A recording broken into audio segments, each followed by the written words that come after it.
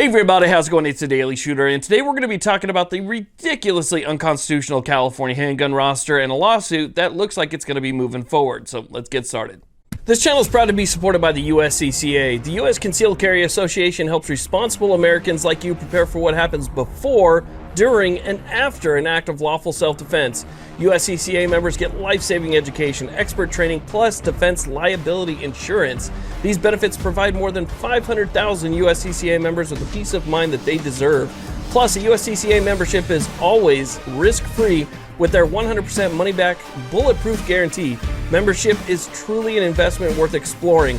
Click the most important link you might click ever down below and activate your U.S. Concealed Carry Association membership now.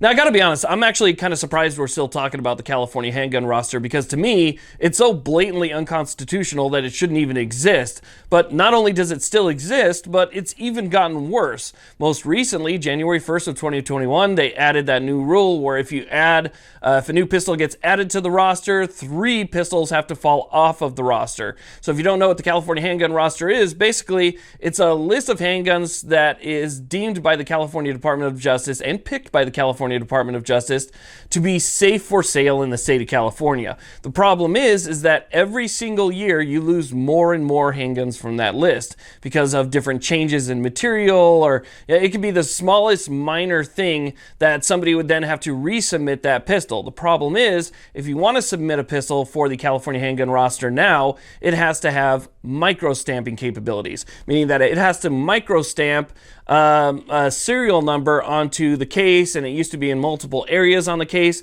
and nobody's doing micro-stamping. So something falls off, it's not able to go back on because of the micro-stamping requirement and the fact that nobody's doing it. So subsequently, what we have is a list that gets smaller and smaller every single year, and nothing new or modern has been added in a long time. So Californians are stuck to this little tiny list. The only way they can get something that's not on the list is if they go through a private party transfer. So law enforcement is exempt from that. So they're able to get, let's say, a new P320, right? The P320, they get it, they don't like it very much, they decide to sell it. Well, a private citizen could then buy it. That's considered off-roster at the time. That's pretty much the only way that you can get something off-roster. So it's a complete mess. So here's where things get a little bit interesting. So in California government's infinite wisdom, they decided to make things worse by changing the requirement for microstamping. So instead of having a microstamp in multiple spots on the case, they've changed it now to be only one spot on the case. But while doing that change, they said that if something new is going to be added to the roster, 3 things must fall off of the roster. So let's say that company A submits a handgun for the roster. It does have that microstamping capability, so it can stamp it onto the side of the case, right? And that gets added to the roster. That means 3 things have to come off of that roster. So California got really greedy. So you add 1, you lose 3. You add 2, you lose 6. Okay, so you add 3, you lose 9. You see how that math works, right? So you could end up with a small list becoming extremely small. California got greedy.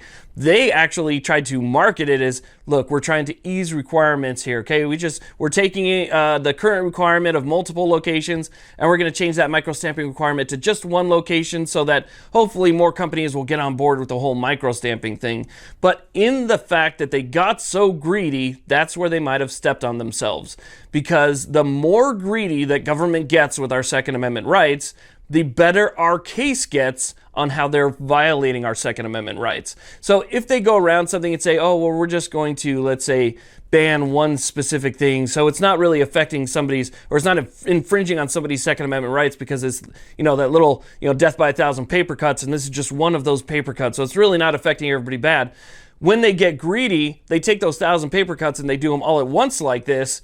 Well, now it becomes more obvious to judges to see exactly what California is doing. They're infringing on people's rights. So we have a case that revolves around this now where looks like it's going to be moving forward because the judge actually sees through what's going on. So in previous handgun roster cases, and I'll try and break this down as simply as possible, California comes in with their defense and says, hey, we're not infringing on your Second Amendment rights because, even though the rest of the country can have the latest and greatest thing and get whatever they want, we still have this list. And so they look at that list and they say, this list right here is what we've approved, and you can buy whatever you want from this list. Therefore, we're not infringing on your Second Amendment rights because you can still have a handgun. As long as you can have a handgun, then obviously it's not an infringement, right? Which to the rest of us is an absolute ridiculous argument. But sometimes to a judge, and especially a judge who does not lean our way, they might look at that argument and say, okay, I'm going to go with that. Sounds good to me.